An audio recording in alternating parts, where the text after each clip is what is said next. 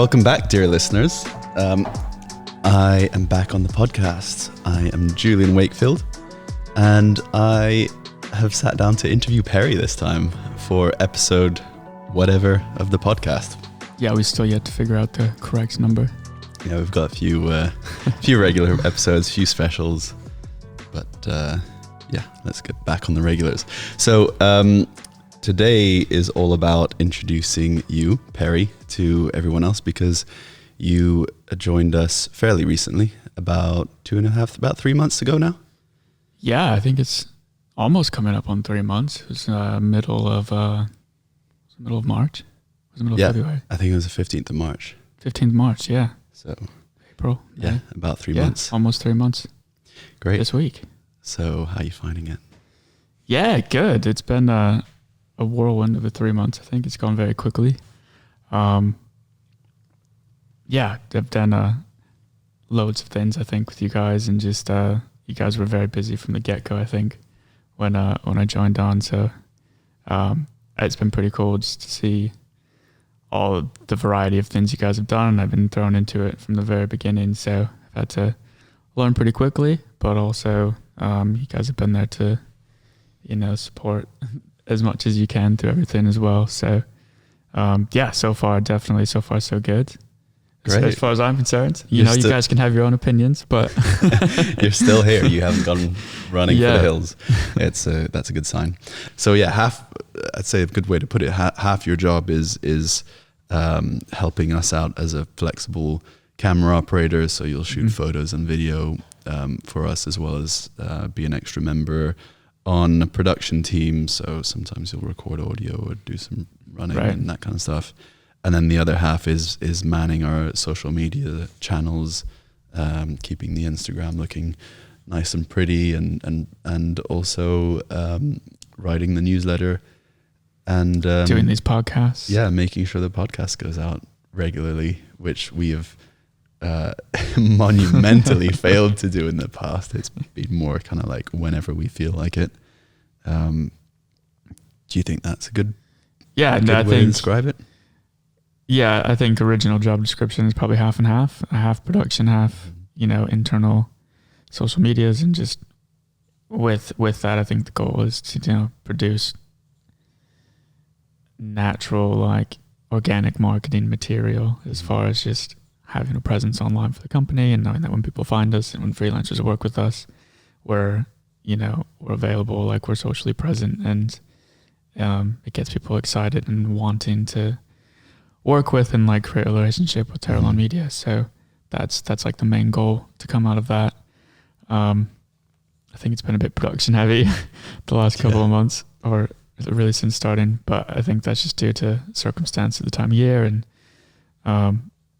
having come in when you guys are on a couple of really big projects and people are on annual leave and stuff like that. So yeah, I think long term it's meant to be about half and half, and it will probably average out over due time. But yeah, that's the main course of my role here. So I suppose let's start by the beginning. Perry, do you want to tell us a bit more about who you are, what your background is, where are you from? Who is Perry Perkins with the superhero name? The beginning. Let's see. Where should we start from the beginning? Let's see. Born September 1st, 1993. Careful. What's your mother's maiden name? Security number. Where should we start? I guess I don't know. I suppose I with I'm American. I'm sure you can tell by the accent, or in my opinion, lack thereof of an accent. I moved over here coming up on a year and a half now. Grew up in Iowa, in the middle of the Midwest in the United States. Most people I tell over here don't particularly know where Iowa is. So I lived in Colorado for 4 years. So kind of just to say I'm from that area, as people tend to pretty much only know New York, somewhere California, in the middle. and then at least like Denver, Colorado, people have heard of. So somewhere in the middle of the States. Yeah, somewhere in the middle. There's like 3 areas of the U.S. to most foreign people, and that's just east, west, middle. So middle of the U.S., kind of middle of nowhere, very small town, about 900 people. So that's where I grew up. And I moved out after university out to California and worked in Yosemite National Park for a year. Was kind of working on photography out there and just living in the park, working at a hostel. And which is where I met one of my best friends, where we decided to move into start a production company together. And that's how I ended up moving to Colorado and living out there for 4 years. So, which basically just leads up to how I ended up getting into filmmaking. Yeah, so filmmaking. You had your own. You started your own production company out there. Correct. Yeah. I'd been a photographer for a while in just freelance ever since university. We could dive into university a bit more at some point, but I did actually go to university for aerospace engineering originally. Very relevant to what we're doing. Yeah, completely relevant. You know, I use everything from all those courses every single day. Definitely not. Yeah, it was something. I guess I've always been a bit of a nerd with like math and science and all of those things, and that is essentially why I picked engineering. And I've always had a big fascination with space. Still do to this day. It's quite an intriguing thing to me. So, understandably, like it was just it made sense. I wanted to work with space things and rockets and all of that, and just skills wise, that's pretty, math and science always really made sense to me. So that was just kind of the path I took. And 3 years into that program, I was actually doing really well, but I took a trip out to the West Coast to kind of see all these companies, NASA, SpaceX, Boeing, and just I spent about 5 days going between those different companies, and came away from that trip really not feeling like I wanted to be in that industry after having seen. I guess my goal was to like physically work on things, which is what I've always been a very hands-on person.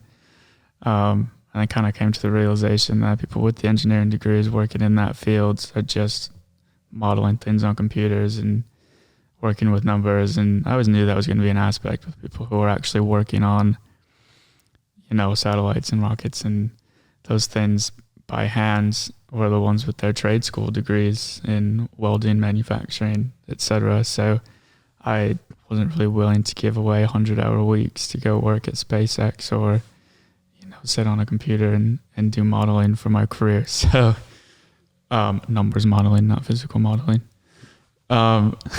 So yeah, I kind of came away from that trip saying like, this isn't really the career path I wanted to take. And at that point I had been into photography for about a year, as far as just, I picked up a camera to kind of just capture photos while traveling, and I was pretty into just backpacking and, visiting a few countries here and there at the time. So at that point, I kind of made a decision to get out of that career field and just finish up my degree in general education, because I only had a year left and I just didn't want to keep wasting money at that point.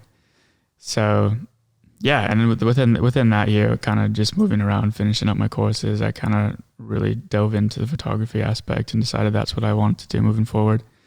And yeah, that's kind of what I've been doing ever since. I did photography for fully like freelance for a few years, and then took the odd jobs here and there, which is how I ended up out in Yosemite. It's my favorite national park in the US, big fan of those, and I'd always wanted to be out there, so I just took any job that was available out there, and I went out there to work on my photography. So yeah, that was that. But out there, I met one of my best friends, and from there, he was kind of sort of a videographer at the time. He had picked up a camera to start recording bands and just live shows. So that's what he was doing. And I was doing photography. So after we had known each other about a year, and I had moved back home after living out there, we kind of decided to move in together and move out to Colorado to not necessarily start a production company. That wasn't the intention. We were just kind of going to like collaborate together and work on things individually, but together, if that makes any sense. It's exactly what Guy and I did starting Teralon. Right. It seems quite a similar comparison. Like I had my track and things I wanted to do, and he had his, but I knew if we like had projects together, we'd probably complement. But after getting out there, like 3 months in, we're just like, all right, like practically like we need an office space. We need a place to dedicate ourselves to do work. And then things just kind of snowballed from there. Like we ended up creating, it didn't even take very long. Like we was like, it makes way more sense to just create a company together, to work on things together. And yeah, in our situation, like the market wasn't very saturated with I was going to ask production at the time. Why, how come you chose Colorado? I mean, that's where Tyler was from. Right. So he grew up in Pueblo, Colorado. And I mean, from a personal standpoint, like, well, his mom was out there, so we had some extra support out there, and just like our intention was to move up to Denver. We moved out there. Yeah. Denver's a big city. It's got a couple million people, capital of Colorado. And, it's a beautiful state. I would much rather be in Colorado than Iowa. So it was an easy decision for me. And, he had his connections out there, so it was a bit easier to get started, because one of the biggest things in starting any business or like any freelance career is like, if you don't have any connections, you haven't built any of those, then the jobs aren't going to come through. So is Colorado sort of a big media hub? Like here in the UK, you've got London, Bristol's pretty big, Manchester to a certain extent, and then in the US, I guess New York and LA are the two that spring to mind. What's Colorado like for that? Yeah, as far as the US, like New York and LA are your biggest two. I mean, Atlanta is definitely pushing it as far as film production goes, because film credits and tax credits, all of that stuff. A lot of people film there. South Carolina, but Denver is up there. I'd put Denver in the top 10 probably. Okay. So there is some kind of infrastructure, like Denver has it definitely not even remotely close compared to what is available in London.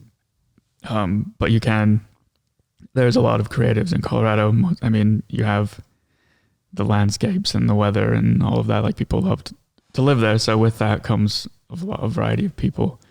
So in that sense, it's very good. But where we were at down in Pueblo, there was maybe like 2 production companies total out of the whole thing. So there's pretty much. So you were in the market was in the top 2 biggest production companies of Pueblo from the get-go. Yeah, there was your handful of freelancers, but yeah, and there's a lot of photographers. There's a lot of like Southern Colorado photographers. Photography is really big.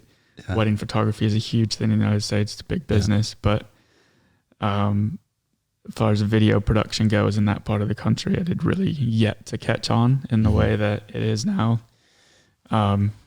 So yeah, we kind of got in early on that, and that was helpful. So what kind of stuff were you filming? Was it wedding videos? Was it corporates for businesses? Yeah, pretty much anything we could get our hands on really to start. So weddings were, probably made us the most money, because weddings can be quite lucrative and people will pay for them. You can charge $2 or $3 grand for a wedding in that area at the time, whereas like pulling that out of a company who hasn't done video before was like pulling teeth. So it's funny, we over here it kind of feels like it's the other way around. I think it's because over here companies are used to it, like the culture of it's been built, and everyone within London is so competitive with everyone else. Like you have to do it to set yourself apart. Yeah, true. Whereas most businesses in a smaller city of 100,000 people are not gonna. They don't need to do advertising because they're the only one anyway. So. I'm picturing this really rural town, and your marketing budget is putting up an A-frame sign outside your shop, and that's it. Sometimes that gets the jobs done. Yeah, definitely in the town I grew up in, that would have been the only form of advertising. Pueblo's a bit bigger. Pueblo's about 120,000 people. They've got a university there that has about 10,000 students. So for the Midwest, it's a bigger city, but it's definitely not like a metro type of city, right? Denver would be the only one that's really like that. So you set up in Pueblo. Did you make it to Denver? No. So we moved out there in like 2018, I think. And yeah, our kind of goal was to like get on our feet, and within about 4 weeks try and find a place to move up to Denver. But we went up to Denver the first time, and it's so expensive. Not as expensive as London, but not having the business set up or anything is quite hard to like move out there on what we did to just like set up shop in Denver. Like you would have had to have already kind of had a plan and been established a bit to like move a business into there. You need to find a few clients first. Right, because I mean, we ended up getting a studio down in Pueblo, and we probably paid, I don't know, $400 or $500 a month for a studio, pretty much equivalent to the same size as what we're in here, which is outrageous. But to do that up in Denver would have cost us like a couple grand. Yeah. Plus on top of us each renting a place to live, and we didn't really need to pay to do that down in Pueblo because we moved into Tyler's mom's house, which saved us a ton of money at the start. So those were the two biggest reasons for staying in Pueblo. Is one, we had some connections, and as far as competing businesses go, we didn't really have a lot of competition in Pueblo. Like, we could just get started right away. It was just more of a matter of convincing people they needed the work done, which was easier to do than to try and like outcompete the other people who are already established in Denver. So yeah, that was definitely our main reason for staying down there and not moving up to the city. So yeah, ended up staying there for like 3 years, and just plugging away. Started off with a variety of different things: weddings, corporate videos, lots of live bands. Had a lot of connections in the music industry, and then the whole goal of it was to try to, I guess, be able to travel and work. That was kind of the intention of setting it up in the first place, because we were both avid travelers at the time and loved those experiences. And the idea was to be able to like get jobs while traveling or work while traveling, or be able to like coordinate that, to have like an intention behind traveling rather than just working to travel. Which worked from time to time, because we ended up kind of setting up roots. And like, if you take on weddings and you do all these things, like, you do have to be kind of have a permanent base. You don't get that many weddings abroad, I guess. Right, most of them are local. Yeah. And I think we would have loved to end up doing more like tourism based stuff.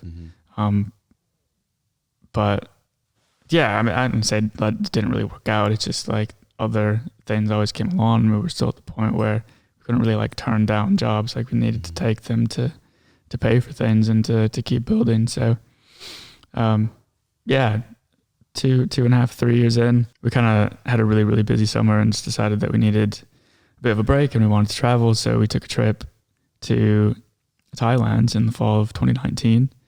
Oh dear. Yeah. I know what's coming. Yeah. About 6 months before COVID hit. Well, 3 months really before it officially hit. But it took about 6 weeks off of work. Kind of, traveled, edited things, and had a few things here and there. But we just kind of spontaneously booked these tickets back in probably 6 months before we went. Like, if we just book the tickets, it'll make us force us to have to go, and it'll force us to find a bit of work to do. But I think we just needed it at the time. And so three of us took off in September of 2019. Three of you?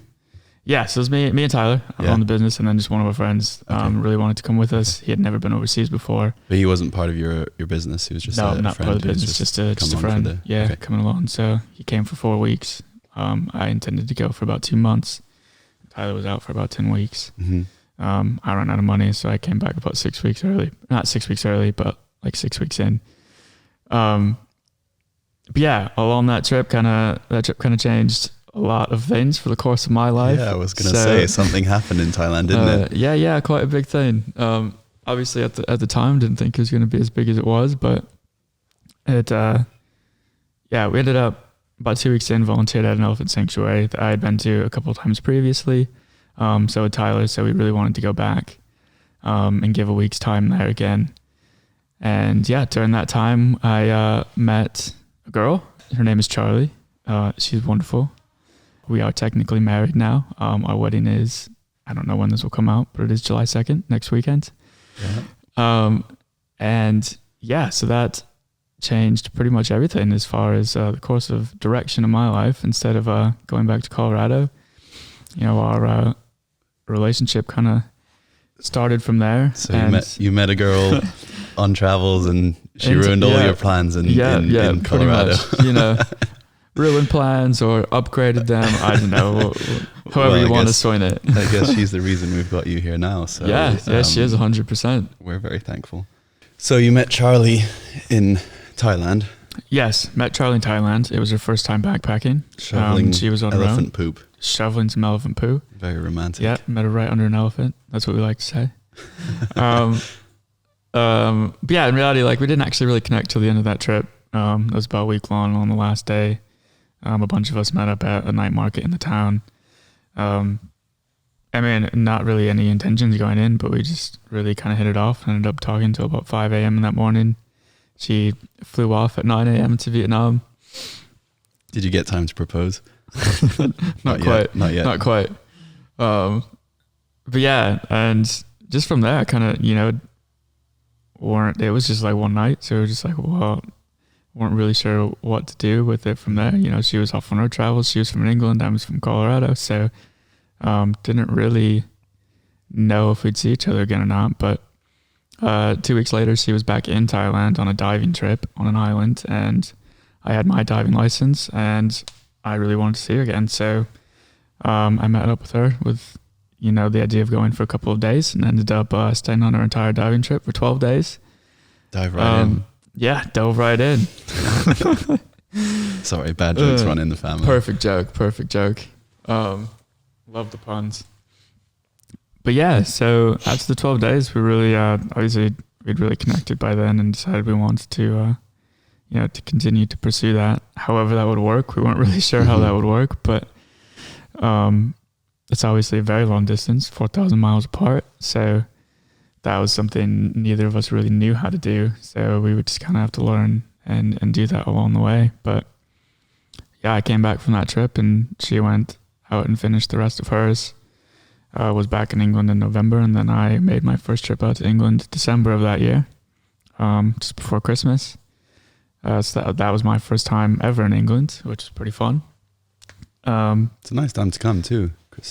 Yeah, Christmas it's time beautiful. in England Honestly. Is It's definitely, London is a very big city. One of the bigger cities that I'd really ever been to. So it was just a bit of a whirlwind of like, it was about a 10-day trip. And just kind of really establishing our relationship there. I decided that's where we like officially started dating, was on that trip. And then she ended up coming over in January for New Year's. And then I came over once over Valentine's Day in February. So we had only gotten together about 3 times on 3 separate trips. And then I came over to England for the 3rd time in March of 2020, which was meant to be short trip. I think it was meant to be 9 days. I had it booked for, because at that time we kind of agreed that I was gonna try and come over about once a month. I would do all my stuff with the company in Pueblo for 2 weeks at a time, like shoot everything I can, and I would come over and edit for a couple of weeks and like work remote. And that's kind of what we were going to try for a while. And that was March 2020. That was March 2020. So I'm going to guess you got stuck here. Yes, that's exactly it. What was meant to be a 10-day trip turned into a 5-month trip. What happens with visas in that situation? Yeah, so that got a bit complicated. There were all sorts of different exemptions and stuff at the time because of COVID, but regularly how it works in the UK is that you can come over as a visitor for 3 months. 6 months. It's actually 6 months. Right. Yeah. And it's not really like you don't get a visa or anything. It's just, and they don't time it and they won't call you out when you leave or anything. But say I stayed for 7 months and you get 6 months out of any 12-month rolling period. Yeah. It doesn't reset at the beginning of the year or anything. It just slowly like takes time off after a 12-month period. So if I had stayed over the 6-month period and I left and tried to come back in within the next 12 months, they wouldn't let me in, because they'd just been like, well, you've already been here for more than half a year. You would be considered a resident. You were only here for 5 months then? Yes, there was. So we definitely we're counting down the actual days though, because that was the 5 months. I stayed up right until pretty much the last day that I could, leaving myself like 2 weeks buffer to be able to come back if I needed to. Yeah. But because I had done trips also in like December and I'd done one in February, and that also adds to the time. So none of that would get taken off until like the 12 months after I had taken that initial trip. So yeah, that all got a bit complicated. But also on that stuff, like on a visitor visa, I can't work. Yeah. And I'm not allowed to do any of those things. Like I don't have access to the NHS, any of that kind of stuff. So it gets really expensive, and not being able to work is for a long period of time is complicated. So, yeah, I think for a lot of people it probably seems really fast, but I moved into her parents' house for lockdown after having only met them one time. And they were amazing about it. But yeah, I lived there with them. Who is this yank? Yeah, pretty much. Eating all our food. It's a funny story, actually. The very first time I met Charlie's parents was they are very classically British people. Mm-hmm. And the very first time I met them was for afternoon tea at Fortnum and Mason. Could you get any more, me coming over here, I didn't really know how British that was, how cliche it was. I was like, I don't know what's Fortnum and Mason, but but yeah, looking back at it now, it's definitely a very like quintessential British thing. Tea at Fortnum and Mason, and then the second time I met them, I moved into their house and stayed for 5 months. So yeah, that's pretty crazy. But yeah, honestly, it all worked out really well and for the best. And because we got so much time together, we pretty much lived in each other's pockets 24/7 for 5 months straight, which advanced our relationship a lot and very quickly. So from there, we kind of decided that we were ready to get married at some point. Yeah. And we knew that's what we wanted to do. But from a visa standpoint, there wasn't a lot of choice. Like if I didn't go back and try and come back on a fiancé visa, there was no more visitor visa time left. At the time, because of COVID restrictions, Charlie could not come to America without going to another country for like 14 days first. And like that wasn't practical to keep doing and really expensive to keep doing. We did it one time. But to spend thousands of dollars and spend 2 weeks of that time in another country just to even come in and see me is super impractical. Yeah. You're not worth thousands of dollars. Maybe one time, but not every month. Sure. So yeah, from there we kind of decided to go the marriage visa route and applied for that, which was a lot of work, a lot of paperwork, a lot of time and money. But yeah, that I came back in the summer and I got my fiancé visa approved in, I think it was December or January.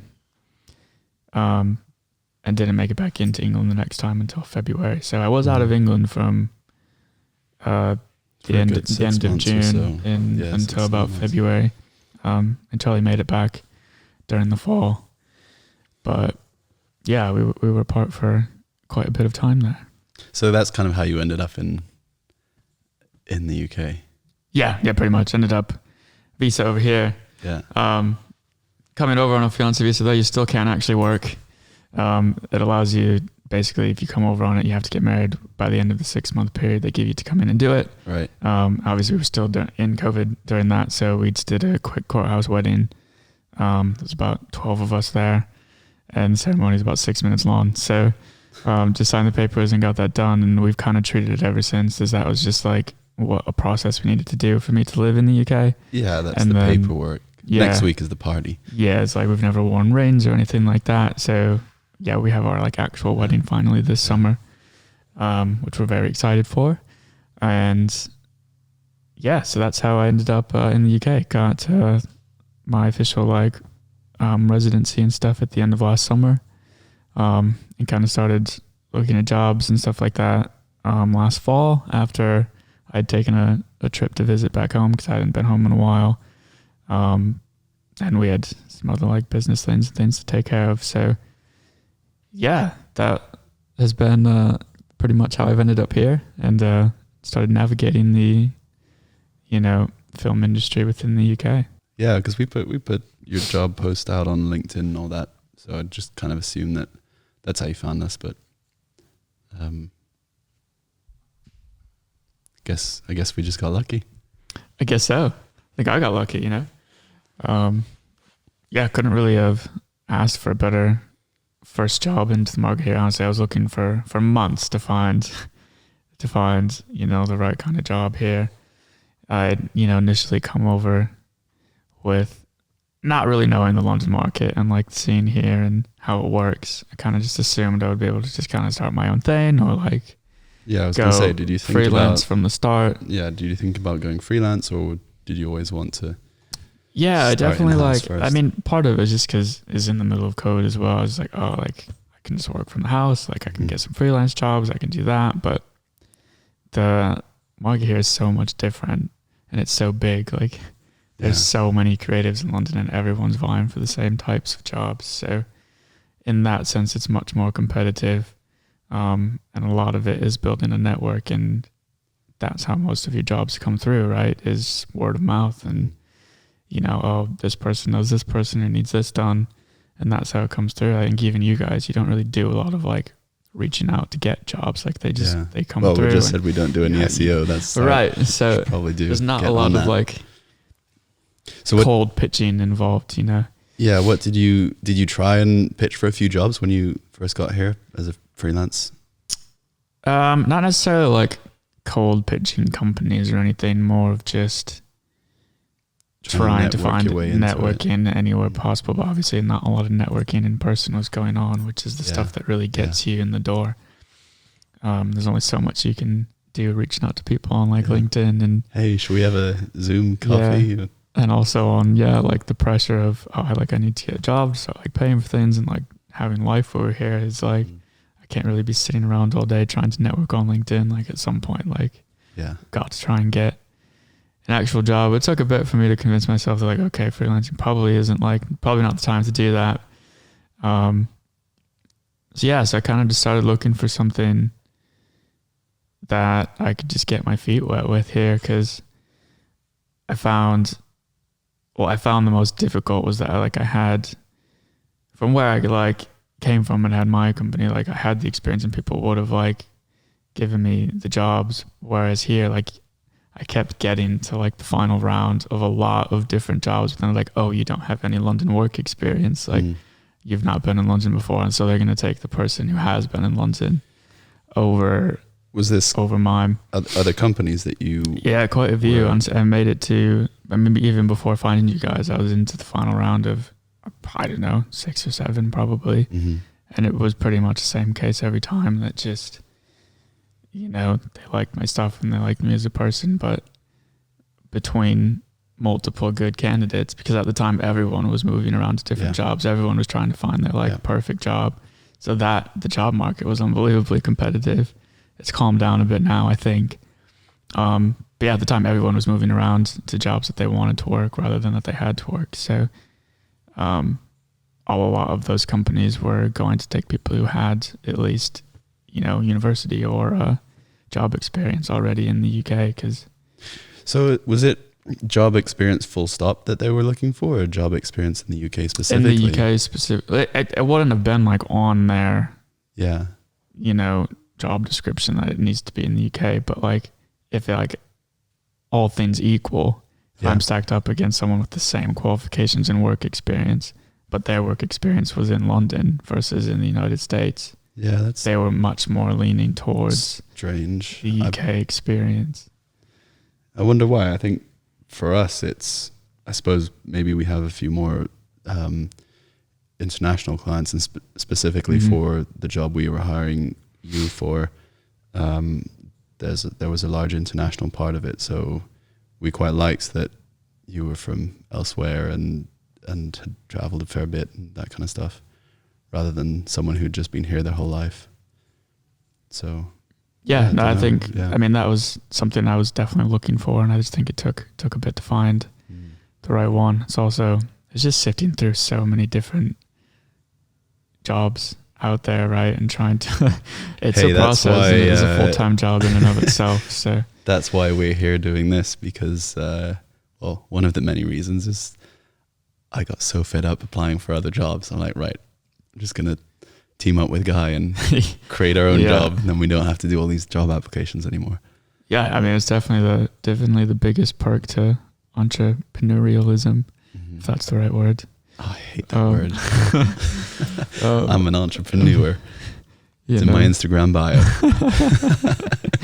If I wrote it, it means it's true. Yeah, world traveler and entrepreneur. Gross. But yeah, I think, it just kind of reached a point where I was really looking for something to kind of piggyback off of what I had already been doing. And I don't know, honestly, I just got really lucky finding you guys. I think after having the interview with you guys and researching your company and just kind of seeing what you guys were about, the size was exactly where I wanted it to be. I didn't really want to join up with some company. It was like 50 people strong already, where I just have a clear cut. Mm-hmm. You know, some people really like that because you just have your duties and you come in at 9, you're out at 5, and that's that. And there's not really much you have to push. But just from where I was and what I wanted to do, I think you guys are basically just 5 years farther down the line of where I had wanted to be doing stuff in Colorado. So,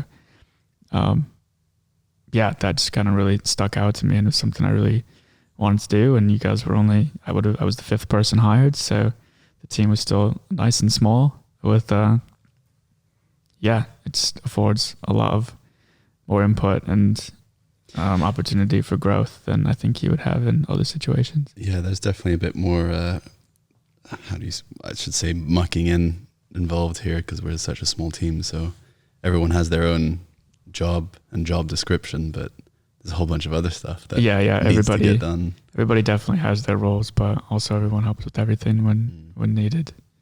And I mean that's the case with a small team, and as we grow and take on bigger projects and things, you kind of never know what comes up, and you never know what role we're going to need to do. And I think that's half the fun of it. Yeah, all part of the fun. So just to summarize what we said so far, you were in Colorado doing your own thing, setting up a business with a friend of yours, and then you met a girl. She ruined all those plans, but she brought you over here, where we've had the good fortune to be, I guess, to found you, or you found us, I guess. Let's maybe start wrapping this episode up. Before we do, shall we just give a few bits of news on what's going on here over the past couple of months? Because I feel like we've been quite busy with work, and we haven't been so active on socials. And I think we've had quite a few big projects that we've been working on as well. Yeah, we haven't even put them out yet because we've been working on some larger projects since pretty much since you joined, or actually since January, February. Mm-hmm. And because they're larger, we're still working on them, or some of them are done, but we're still waiting to publish them. So what's been going on at Teralon in the past few months? Quite a few things. We're hiring. We are. Yes, we are. We're expanding more. We're in the final stages of hiring a junior editor. We've got some interviews lined up for next week, or I guess this week. I don't know when this episode's going out, but we're hiring someone who's going to be working to help support Freddie in his editing workload. It's quite scary thinking that Freddie's going to be moving into his senior role, a manager of some sorts. Freddie's going to be a boss. So good luck to whoever's going to join and have to deal with him every day. But yeah, that's very exciting. Adding a sixth member to our team. We're going to have to buy new desks because... I was going to say the most exciting bit. We get new desks. Yeah, it feels like we moved in here, 2 months ago to a much larger office, and we're already starting to fill it up. Yeah. So I don't know how long we're going to be here, but hopefully at least a couple of years. What else? We can't really talk about much. I don't know if we can talk about the big projects or not, because they're not really completed. Yeah, there might be for the next podcast, or certainly for the newsletter and on socials. So make sure you're following us on Instagram. It's at Teralon Media, all one word. And if you're not already, sign up for the newsletter. Where do people find that? What's the easiest? And then I think the easiest actually is on the Instagram. If you go to the Linktree link, there's a link in bio. Yeah, the link in the bio will kind of direct you to links to the newsletter and to our YouTube channel and to all those different things that you can subscribe to and stay in touch with. Yeah, we should say newsletters only once a month. It's not going to be spam, and it's all very, very casual and fun. So yeah, it is. And we try to pretty hot content. Exactly. The newsletter is called Hot Content. But yeah, we try to keep it image and video heavy and text light. So it's quite, 5-minute read once a month if you're interested in what we're doing. Well, I think that kind of wraps it up. I suppose the last thing to say before we end this episode is, shall we do some Q&As next on the next podcast? Yeah, I think either in the next episode or in the next couple, we'd love to do more of a Q&A episode. So we'll sit down and just answer kind of any questions that you guys have that could be related to, anything in the film industry, anything to like our business related to how we work, and any questions you have for any of us here. Really anything you guys can think of. And we'd be happy to sit down and answer it the best as we can. Yeah, we'll probably get a couple and add on a few answers at the end of whichever next episode or something. We'll figure it out. Where should people send their questions? I think DMs on Instagram at Teralon Media. And they can probably email you as well. Yeah, Instagram DMs would probably be one of the easiest, but also if you want to just email me at perry@teralon.co.uk and Perry. Perry at teralon.co.uk. And I can put that in the description of this episode as well. Great. Yeah, that would probably be the easiest. Send it straight to my inbox and I'll get it sorted. Okay, great. Time to wrap things up. I suppose we'll end this episode by doing our usual thank you to everyone who has been listening so far. I hope you've enjoyed listening to these new and improved podcasts more regularly. They are now scheduled to be released every third week of the month, so a bit more regular for you. Not much more to say. Send in your questions if you have any, and we'll speak to each other. Well, I don't know. Whatever. See you next month. See you on the next episode.